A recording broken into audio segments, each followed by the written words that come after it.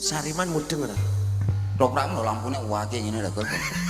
Lah ketoprakmu mbiyen lampune apa padang kaya ngene? Lampune Vario tak urip nang ngarep. Jarene tau tanggapan diselemati sepeda motor, Mas. Diunekno kok ngarep ngono jarene. Takdire Allah ya. Monggo Wis maning ati.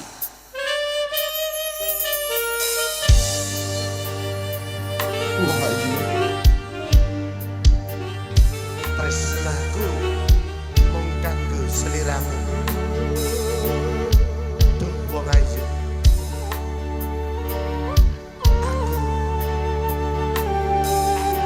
Ora bakal.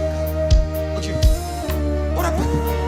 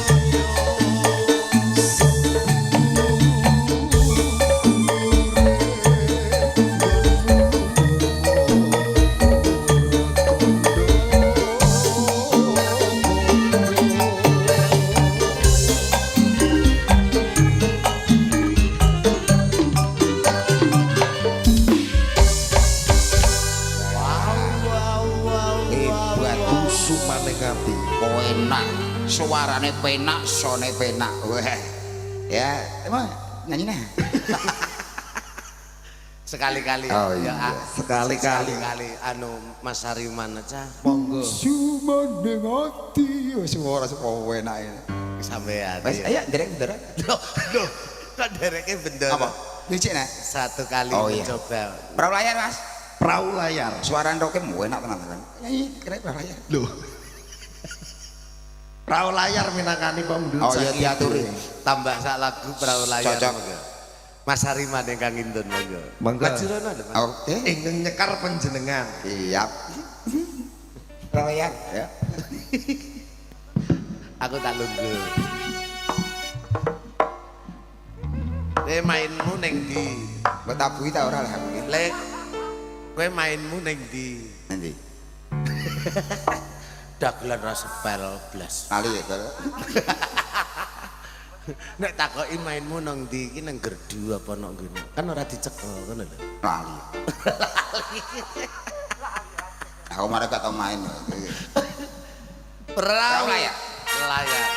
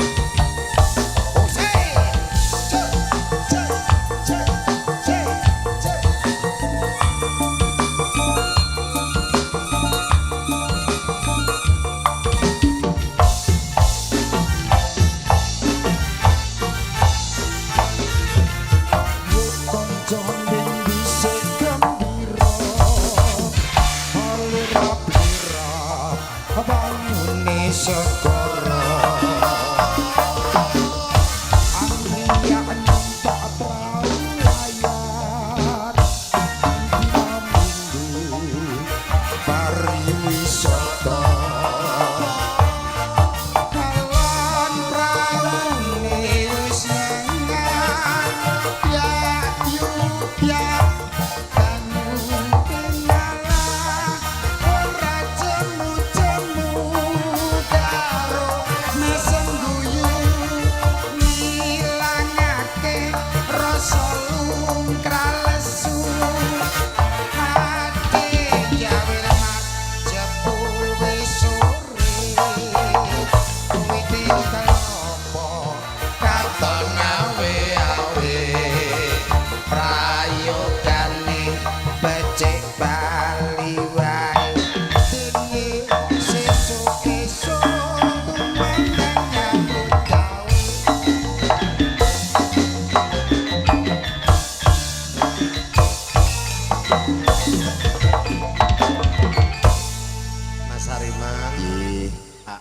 Nggih. Nyadong duka pergo lakon panyuwunane. Tur ini didokumen beberapa streaming kalih matur dulur-dulur streaming.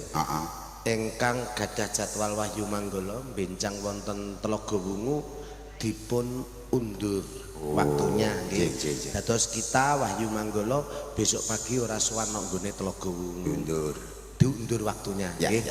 Spesial kangge sing nimirsani streaming wonten malam hari ini. Khususon Pak Yon matur sembah nyuwun ngapura Pak wonten kekurangan, wonten kekeliruan. Biasane iki nek ning kono-kono lekas sore jam 8 ki rak rampung jam 2. Ning nek iki tetep dilakon dirampungke lakone Pak Yon sak rampunge. Muga-muga iso barokahi Kang Putra, barokahi Pak Yono sak keluarga. Matur sembah nuwun. Yuk ngetuke Monggo.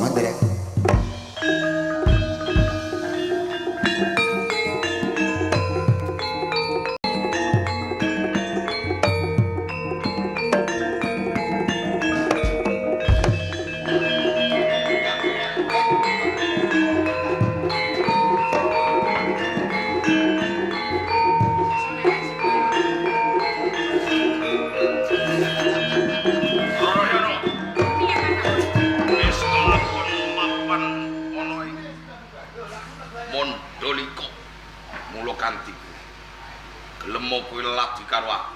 Senajan ta iki dina aku mapan ana ing Mandalika. Iya. Aku ora bakal saguh nglenteni marang kowe. Dadi ora gelem. Ora. Isih puguh. Aku ora Kelakon tak raus. Waalaikumsalam. Terus pundi kabare? Pangestumu. Pripun? Mergo nalika semono kowe ngekeki golan pratikel lawan aku, Nggih. kang supaya mbradat Rarayana. Wis kelakon tak bradat Rarayana. Sedelok maneh aku kelakon duweni bojo Rarayana. Nanging dhewekne puguh dina iki. Nggih kedahipun di bojo ayu niku Sabar. Nggih, ora gelem sedina nggih rong dina. Ono. Nek Ora ora gelem rong dina nggih seminggu. ono. Nggih. Men duweni bojo Rarayana aku kudu sabar. Jenengan niku kula mun apal kok kareman kan sing buku iki gwedhi. Cangkem. Dur kowe duweni cara piye? Kula niku pokoke anggenan dados manten kalian Ndara Putra Rayana. Iya. Kula ngalong 7 dina 7 bengi. Tenan apa ora? Nggih. Paling-paling kowe ngentekno jajan tok ae watake. Nggih kadang Kowe kala. nyumbang apa ora? Mungkin nyumbang napa? Ora ketang dikaya ngopo kowe tunggal guru karo aku. Kula nyumbang tenaga mawon. Nyumbang tenaga. Nggih. Kowe ora nyumbang aku nanggap-nanggapke ngono. Tanggepe ketek ogleng. Kok tanggapke ketek ogleng. Tanggepe manggolo. Ya, yen pancen kaya ngono tak rimuim. Nah, ngoten. Yo. Nggih monggo. Ya, ngono. Lho.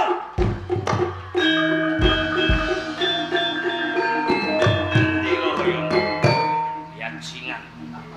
Mesti itu mencangke maling kumpulan maling kendiri. Nggih, maling kumpulan kowe maling kendiri. Wani-wanine kowe jajal karo Bupati Mandalika Patak Warak. Ingat dikecandak ndasmu, tak ketok bulumu kowe yancingan.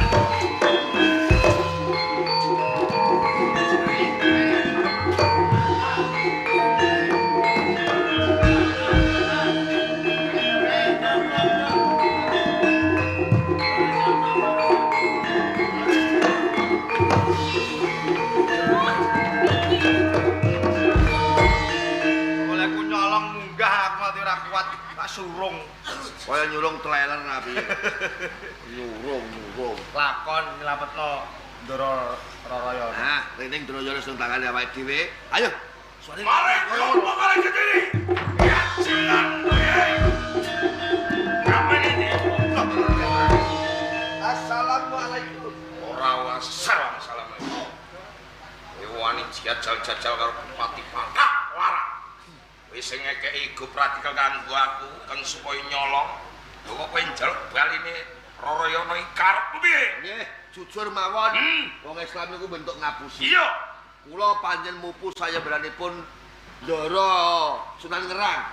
Kalamun saged ngunduraken Ndara Putri Rayana, kula badhe nampa ganjaran. Dadi nggonmu jaluk ananing Rarayana merga kowe mupu sayembarane Rama Sunangrang kaya ngono. Nggih.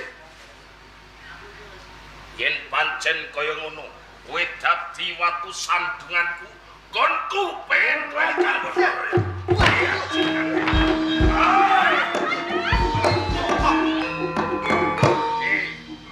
maling kopolan kowe maling kediri. Kena kowe jajal-jajal karo aku. Nanging kowe durung mangerteni sapa Bupati Pakawara. Iki menungso kang linuwe. Nek pancen kowe satriya, ayo. Bupati Pakawara nglika pusaka Kiai Pamenang Jagat. Bojongan yen bisa nanging sadurunge kowe bojong karo aku. Coba waspada lo kendaki apa?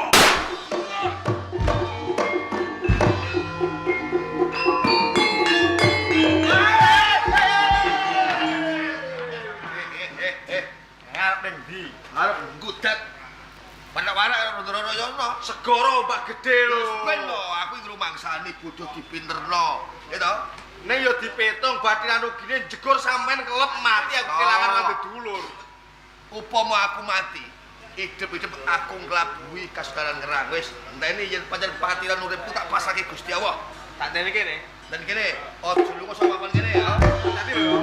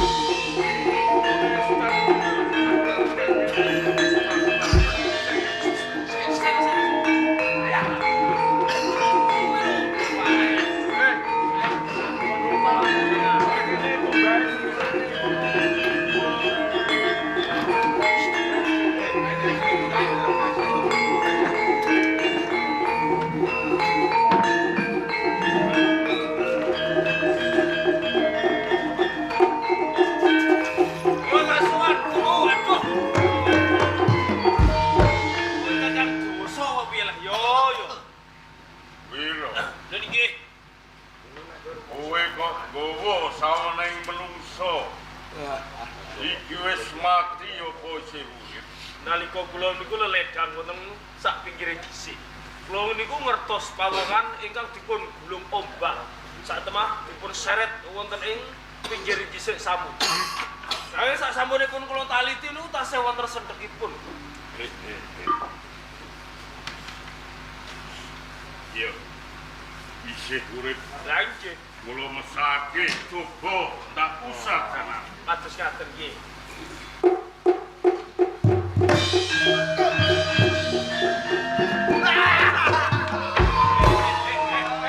Badanyan. Aku jek urip badanyan.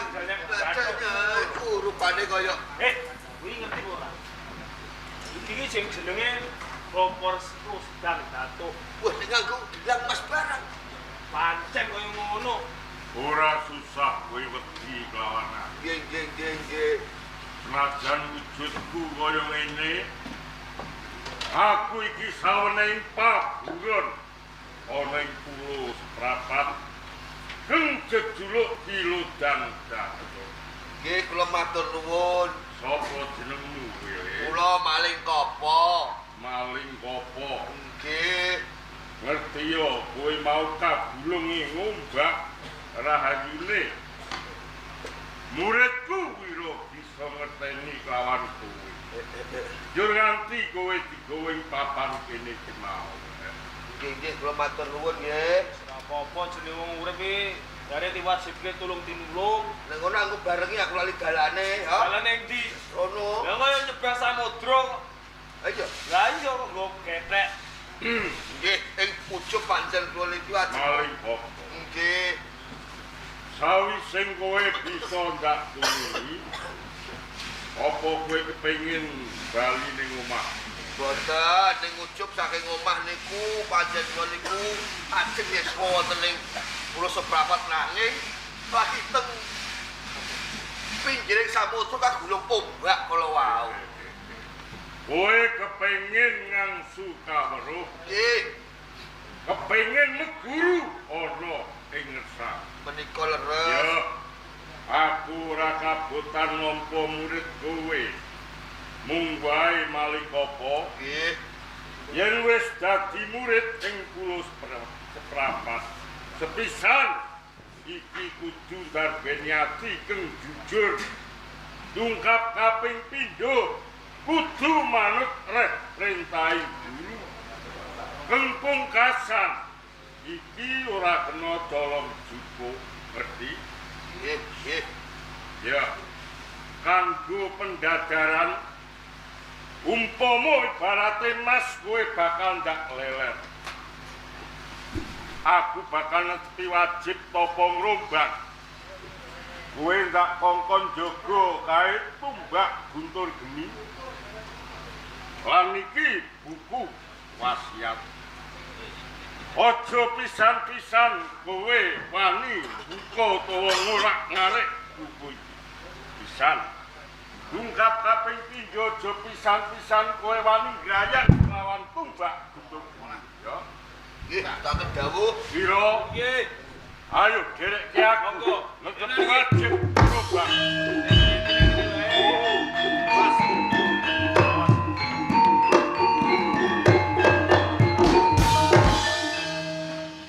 Jane buku iki isine apa? Ora entuk dibuka.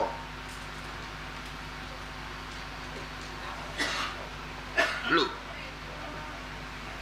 Kok isine murid ana ing Panting Rak Kakang Cakrajaya Sunan Mulya Patak Warak.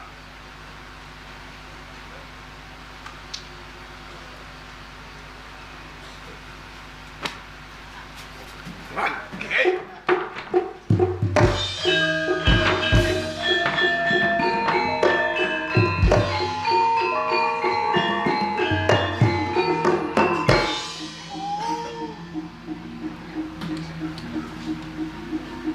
Maling opo? Maling opo? Apa? Ono ngendi budak? Belum!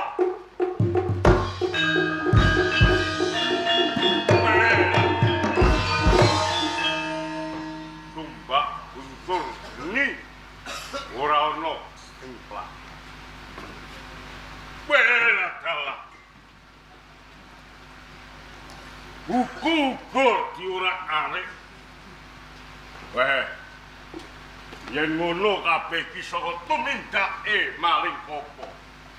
Kowe aja jajal-jajal lawan paguron ing pulau seprapat kilo daging jatuh. Ya, mongko tumbak guntur geni. Kaya ana dhuwur papan dununge, yo gini nganti kowe bisa grayang. Yen ngono kowe ora sak lumrahe menungso, ning kawujudanmu pinggale kethek.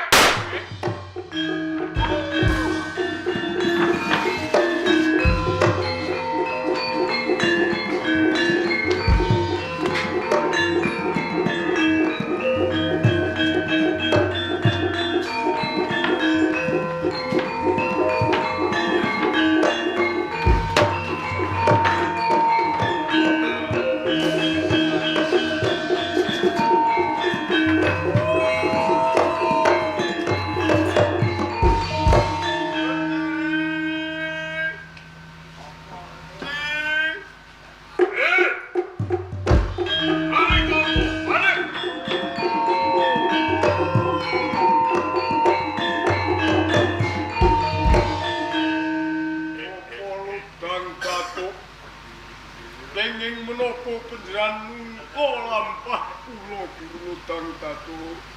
Ya merga saka culikaning tumindakmu maling kopo. Yen ngono aku ngerti nggonmu kepengin meguru ing pulau seprapat. kowe arep jajal lawan Kilodang Datuk. Tak weling apa aja nganti wani grayang tumbak guntur geni. Ewondene. Kowe wis wani nyolong. Saiki yen kowe durung ngerti kawujudanmu. Kae nyilu kawujudan apa,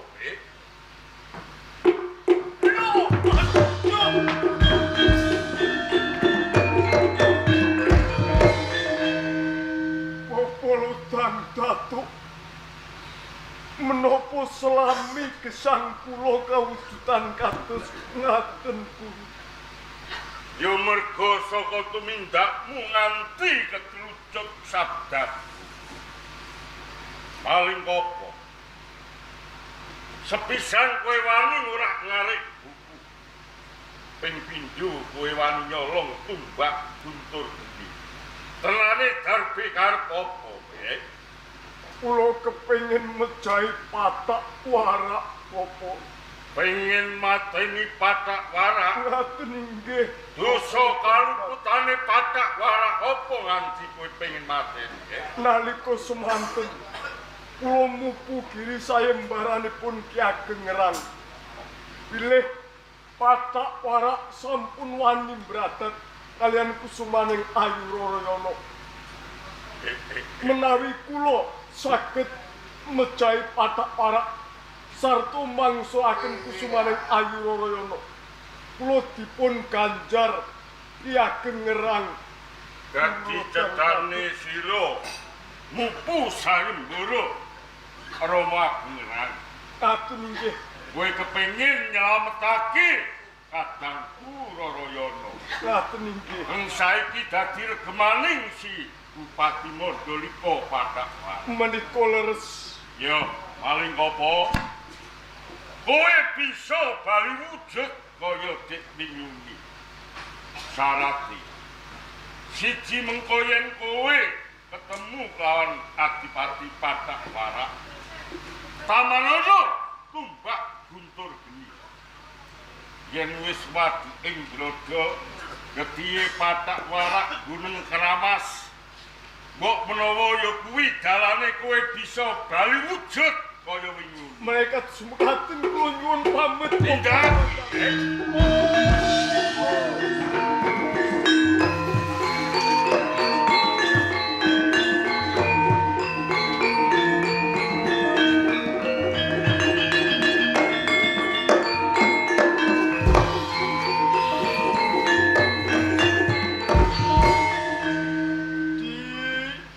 Kendiri tangi tangi adi kendiri. Badanyan, aku coba pangan. Adi kendiri. Aku ora danyang yo Di. Kok dadi. Raketang kue pangkling rupaku sing kaya ngene. Mesti kue rak yo ora pangkling suaraku. Ya, suarane yo eling. Aku iki kakangmu. Opo Di? Mosok. Loh. Kowe kok malah kaya ngono lho. Lah kok malah dadi kethek? Nalika semono kaya ngerti dhewe. Aku tanding lawan Bupati Patak Warak. Bareng alas ditampani pusakane pamengkang jagat dadi samudra. Bener. Sakwis aku nyemplung ning sakjroning segara kae. Aku kagulung ombak ning aku ora mati. Aku minggir ana ing pulo cilik jenenge Pulo Suprapat. Ing kono Pulo Suprapat kuwi ana paguron. Aku ditemuk, aku diusadani nganti aku dipek murid. Apa jute? Jenenge paguron Pulo Suprapat kuwi mau Kilodang Datuk. Glegere menungso ning pasuryane kuwi kethek. Nalika semono mitungkas kelawan aku. Mitungkas piye? Aku dikon jaga buku lan tombak guntur geni. Aja nganti pisan-pisan aku mbuka anane buku lan maca isine buku ki mau. Watake sampean. Watake kakangmu kopo dipenging kaya dening dingkon. Buku mau tak buka. Jebul sak jroning buku ki mau ana pengapesane murid-murid sing manyiswa ing pulau seprapat.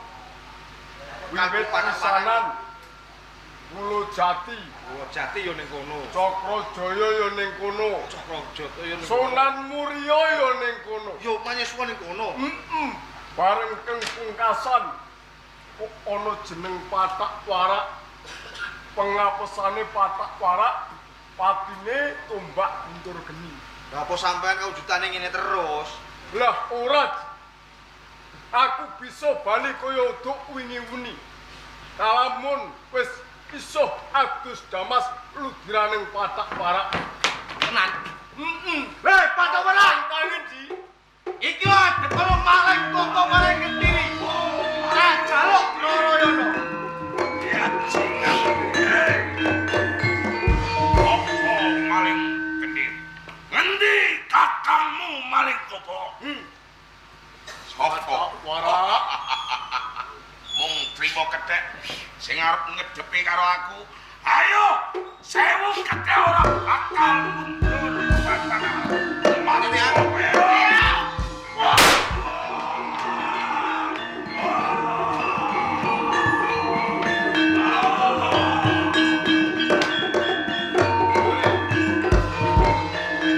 Wes malah bari ta urung? Beri.